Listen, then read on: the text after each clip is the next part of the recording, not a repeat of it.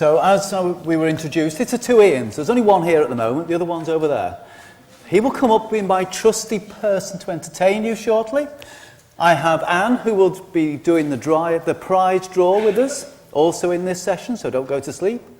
So really, I'm going to complement what we were talking about before, because where Gary's come from, we've just gone a little bit further. So I'm going to take you back on a little time journey and go back to 1984. What happened then? Okay, George Orwell or whatever you want to point. But there was something else that happened in 1984.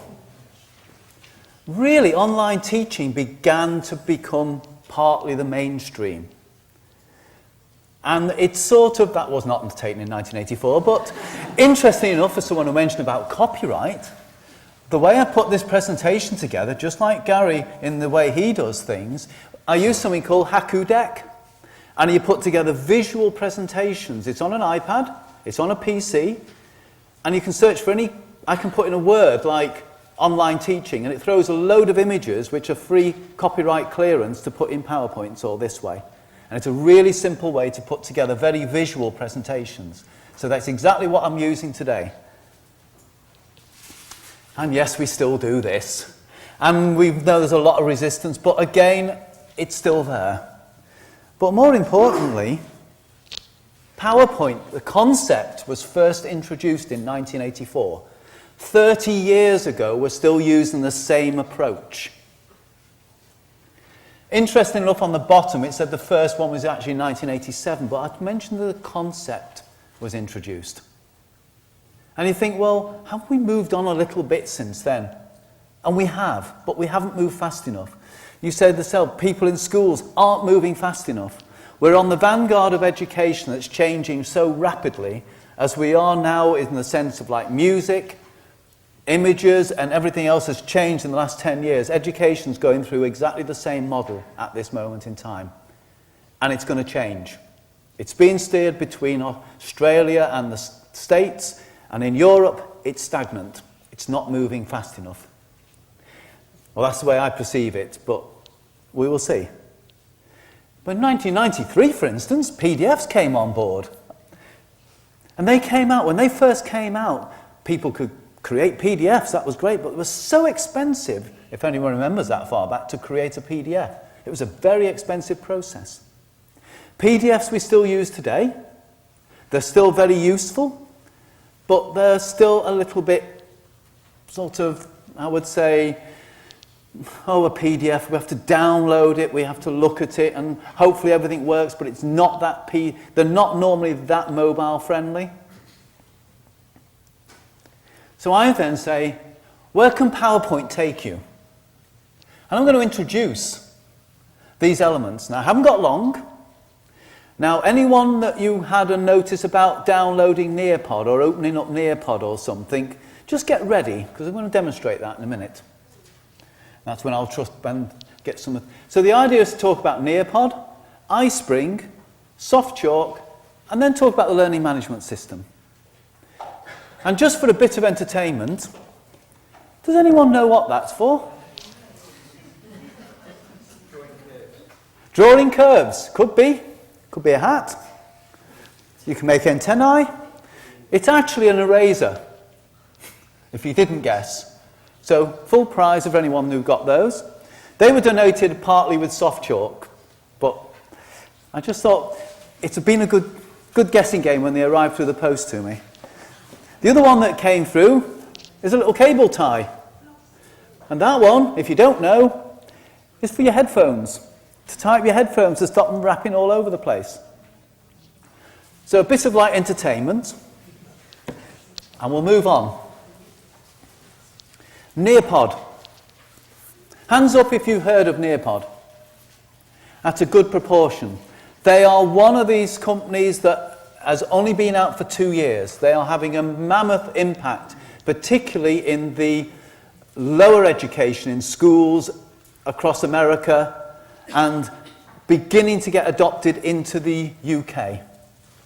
It's still the very early days in the UK, But we've been doing some pilots and testing with Nearpod now in lab situations where we've got 100 iPad minis that we've been giving out in labs. They've been used in the labs. Bit of advertising. Nearpod, as you know, you can sign up for free. And you get up to 25 users and so on, a bit limiting. You can go on one step further and you can have up to about 200 with a district account. We're currently piloting with Nearpod in a lecture theatre for up to 500, all with the same interactions, using bring your own device. So whether you're on an iPad or a computer, a Mac, an Android, a phone, it can be used, and that is quite important. So where does PowerPoint come in? Essentially, you drop the slides that you might well have created in PowerPoint straight into Nearpod. And then in Nearpod, you create the interactions that you need. And you'll notice there's a quiz, there's a draw it. That's the editing screen. I'm not going to go into any great detail because I haven't got time. But my trusty assistant, come on in,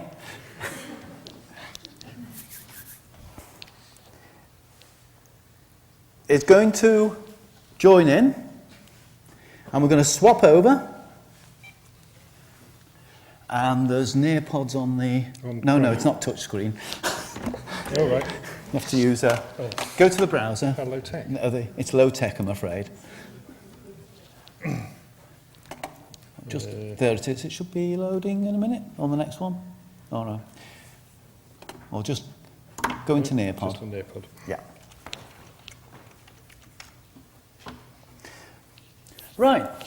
Just launch Nearpod. Right. Anyone on Nearpod at the moment? Right. To make Nearpod work, you need 5 letters. And the letters are C, Y, T, Z, D. Oh, sorry. Where are we going first? Oh, sorry, you can join session, top right. There's a join session on the top. Right, I'll do that again.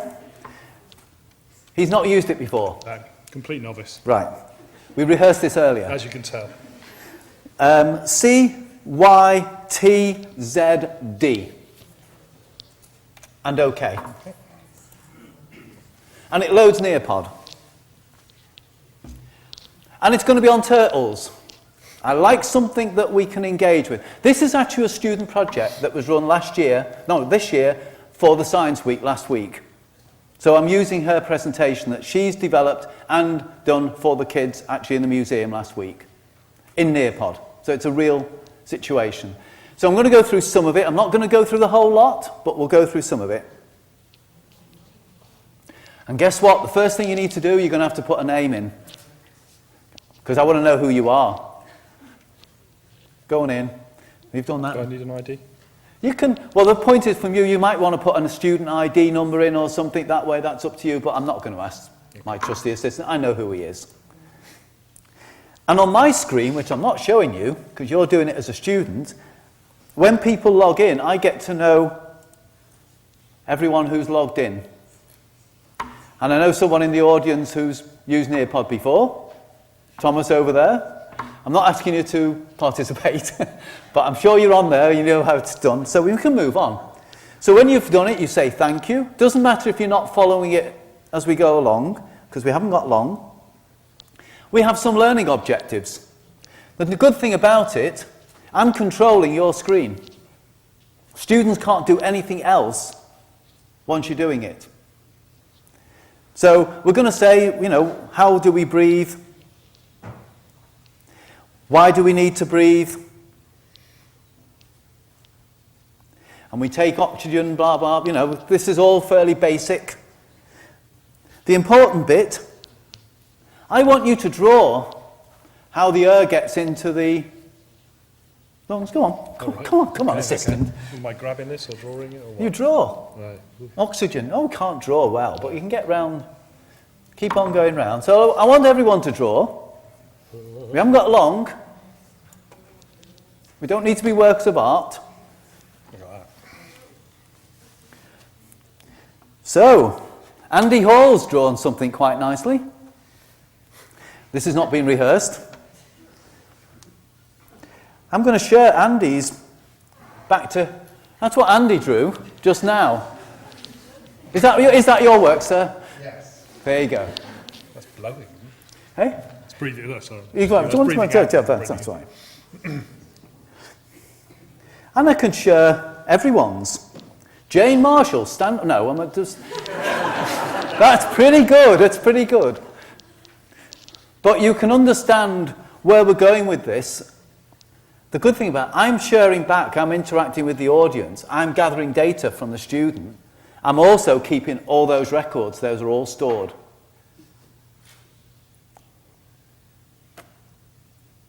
And you go through the whole lot. You can see, the good thing about it is these are anonymous. I know this one was Tom's over there, Thomas's. That's right? Oh, sorry. I'll share it now. That's yours. I get the name of the student, but you obviously won't, because you can share things anonymously. Right, let's move on a bit further. A little bit more, you can engage and talk a little bit more. How we use energy to make us live. And you've got a quiz. Come on. Give you two. Give us a guess. Right, you're all answering now. Everyone's answered.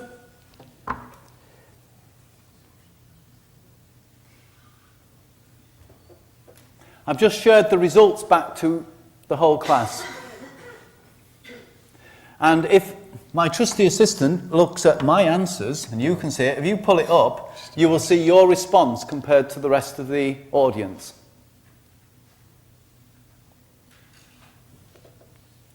Move on a bit further. Some can live. I'm not trying to do that now. I'm not going to do this because it'll take you a little bit longer, but you can start working out. You can draw lines to match if you want to. Sorry, what was the question? No, I'll move on. But let's go on one step further, and we go on and we'll play a video. And it will play a video. It's not playing through yours, but it should be playing through yours.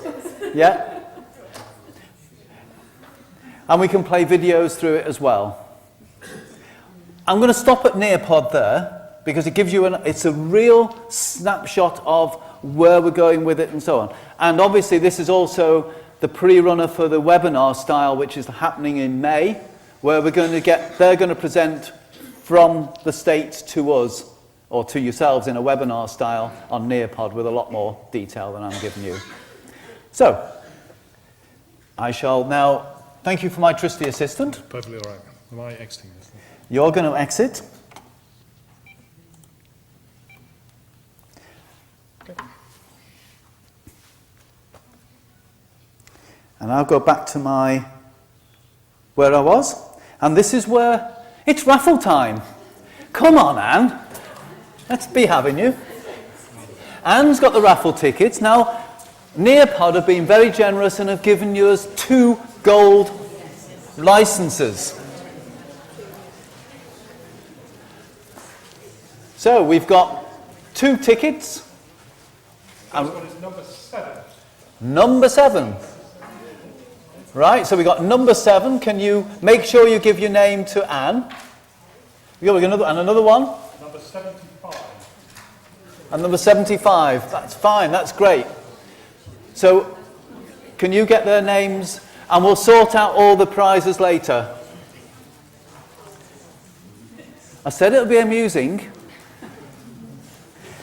But of course, the other one we need to... come on, let's have a bit of an R. Thank you. It's not really about lambs, but it's called iSpring. iSpring is another tool that we use quite extensively. And it's a way of turning PowerPoint into something totally different, which is what I'm going to show you. And what it is, I might have a normal PowerPoint, standard set of slides, and there's something called iSpring Presenter, you'll see in the top ribbon there, right at the very top. And it creates a new ribbon under here. And you can see you can record audio, record video, put quizzes in, put YouTube objects in, push Flash movies in, and various bits and pieces. And then you can publish. And when we publish, you can publish to learning management systems. You can publish to make them, as you can see, this one I'm making it iSpring mobile app on the iPad. And I can create this and make it fully available on the iPad as an interactive PowerPoint in a totally different way. You can also take the same information and put it into Blackboard. So if I go out to my... That is what it looks like on the iPad. This was a student project for this year as well. So I'm showing you things which have been worked on by students. So that was PowerPoint. Come on.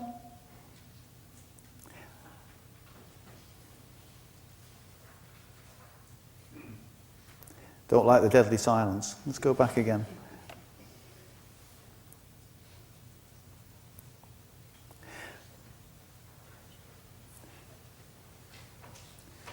It's struggling to find it. Okay. I'll come back to that in a minute. But essentially, it can create your PowerPoint, make it fully interactive with notes, pinchable and everything else. Let's not move on, we haven't got much time.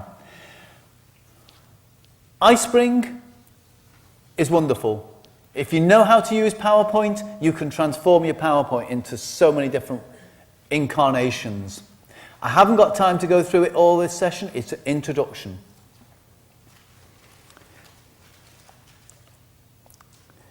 So if we go back to my presentation, it's raffle time again. Come on.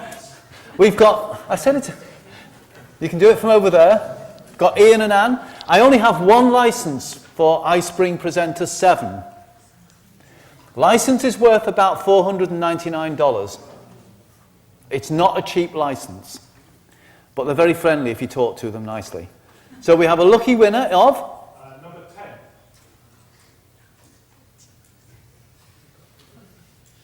Number 10? Right, draw it again then. You only get one chance at this. Number 26.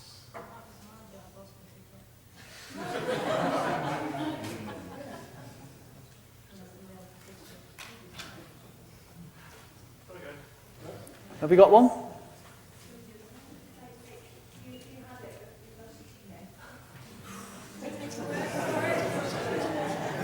Right, we're sorted. Ian,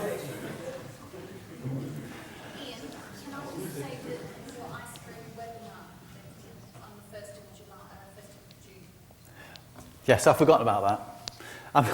I will be doing a webinar with iSpring, which will be similar to Nearpod, so it will expand a bit more on these things. Soft chalk. This is very much in Gary's vein. All this information is in all the book. You've got information about these products.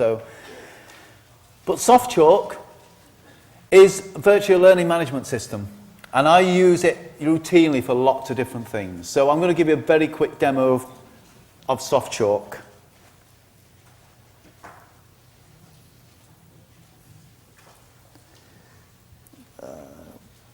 Where are we?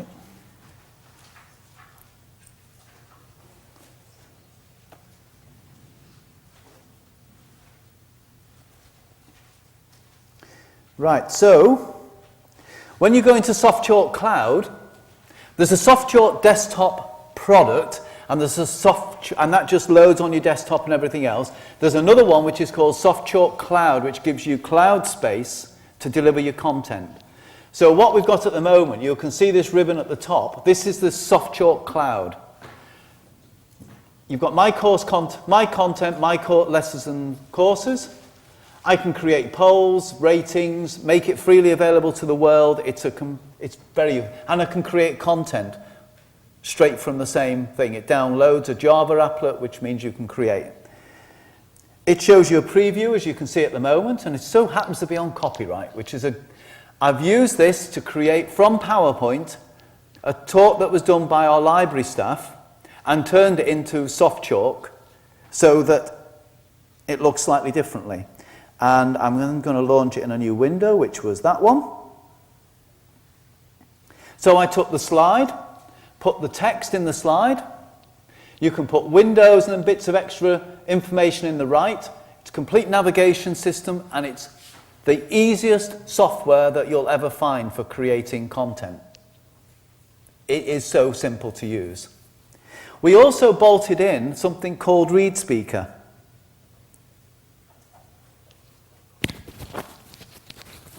Which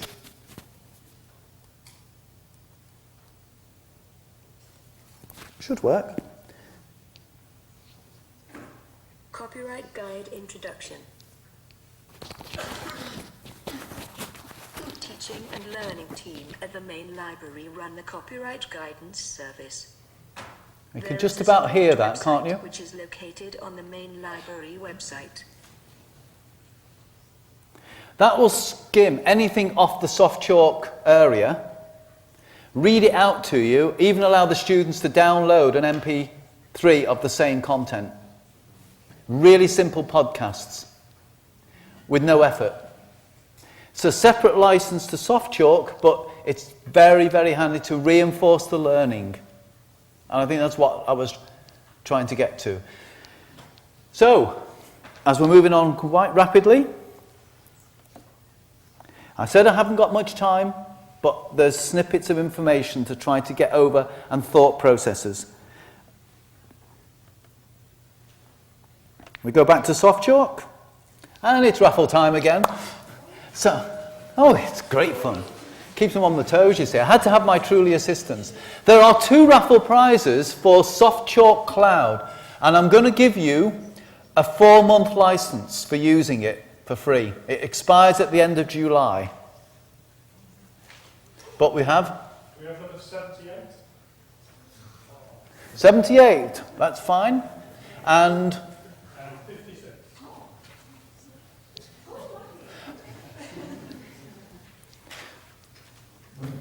so that gives you an idea of some of the software that were being used and utilised. I've tried to introduce it in the basis of you've moved from PowerPoint.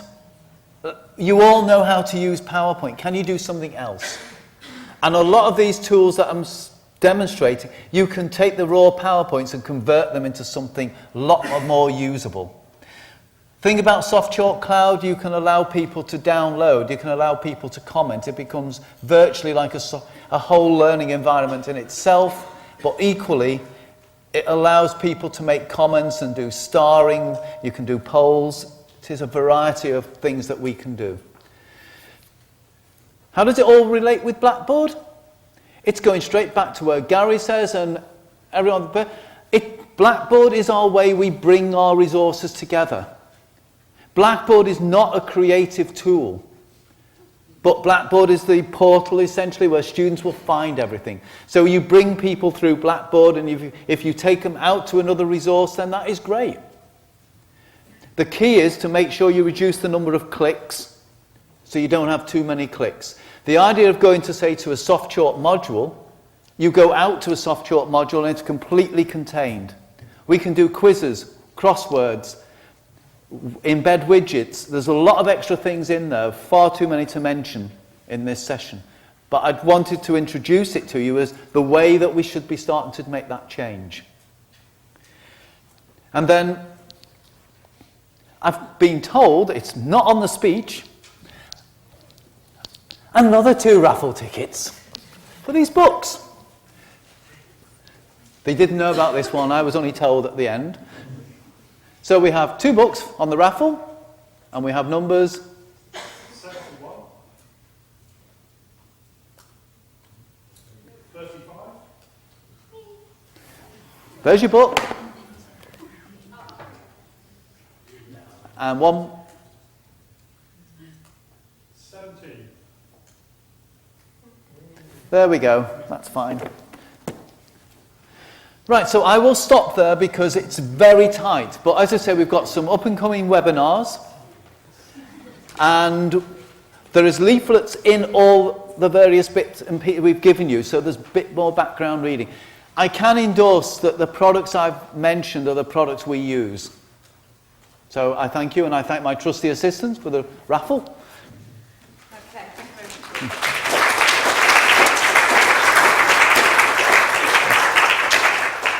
So we have got time for a few questions for Ian or Ian. Or Ian, yeah, the two Ians. Because he's the MOOC man, of course. So we can... One thing that always terrifies me as a lecturer is I get up and I've got this piece of software that I've just started experimenting with and it doesn't work. So what is that a barrier? How do I get over that barrier? What we've actually got to do, and this is where we're coming from our perspective, we've got to work with academics to engage and build confidence in the technology that you're using. I have never ever used Haku Deck and do what I've just done now in front of anyone before. But the key is knowing how you use your technology, being confident that it's going, and keep it simple. Don't try to be too clever.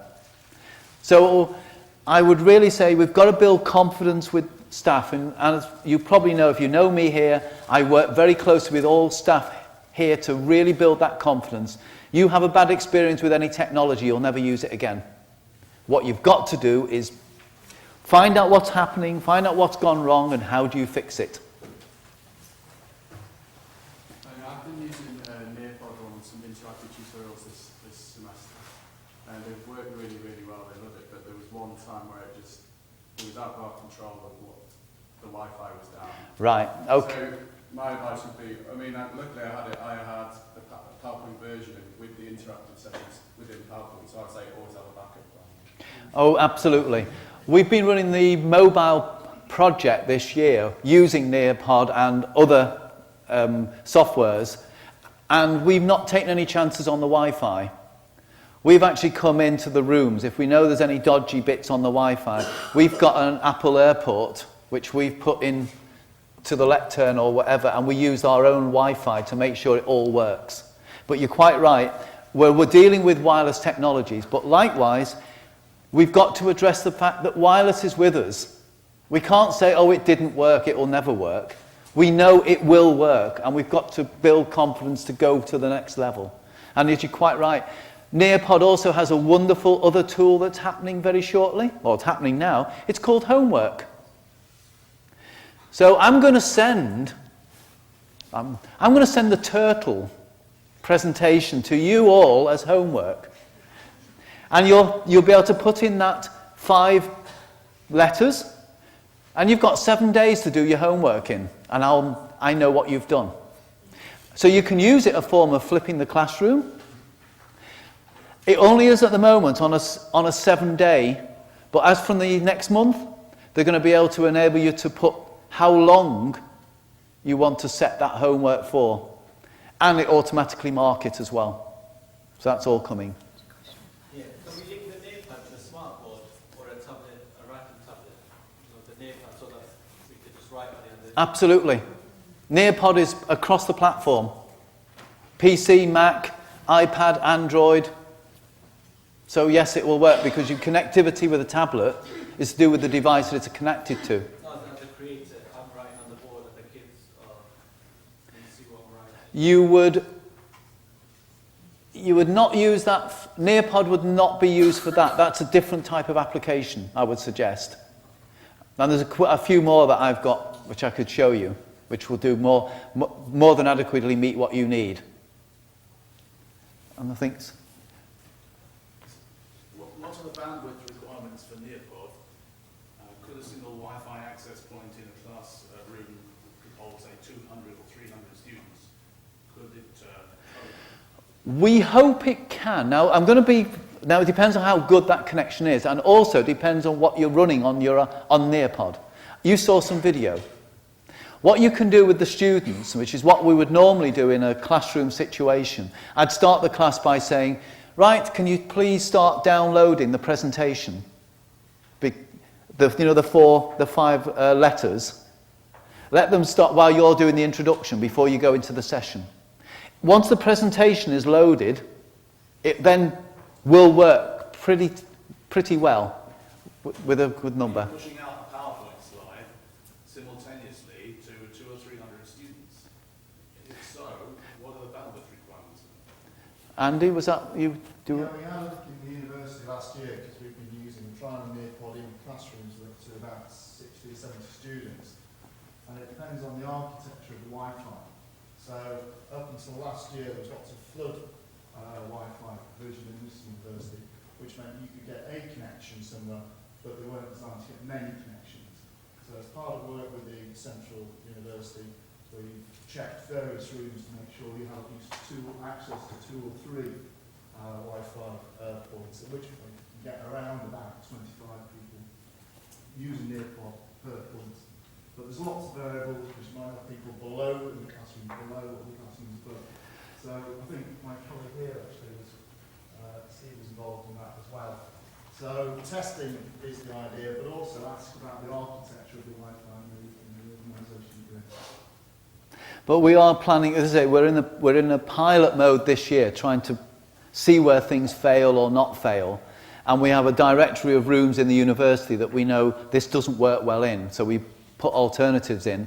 What we can be fairly accurate in saying that everything we've deployed so far has worked, because we've worked so hard with the staff to make it happen, and we've not left anything to chance. Okay, last question then, and then I think Yeah. we should break for coffee. Have you tried using it with virtual classroom or Adobe? It would work beautifully with a virtual classroom. You could do it over the phone. You could have your students around the world on the phone. They could all be doing Nearpod. You can just be doing that now. It's so easy to do. And you wouldn't have a problem with Wi-Fi the same way, because they're all accessing from different areas. It's only when you've got a hub into one area. Okay. All right. Thanks very much. Thanks, everyone. So we're going to break for refreshments now. There are a few promotional stores in the foyer. You probably saw them when you came in for your pre-lunch. We're going to start again at 3:30. All right. Thank you. It really makes you want to get up and give it a go,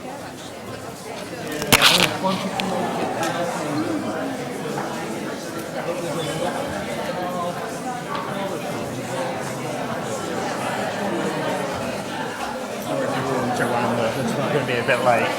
Okay.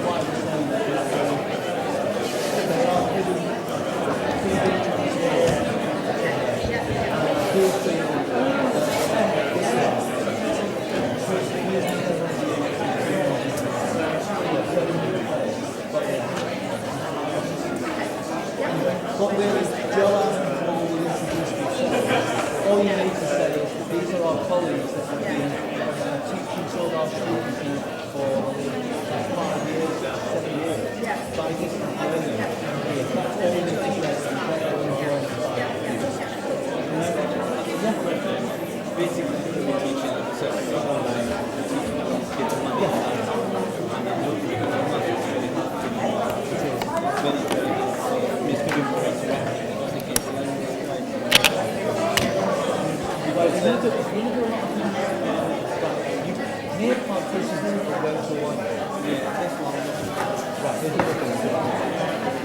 So I just get pieces of it.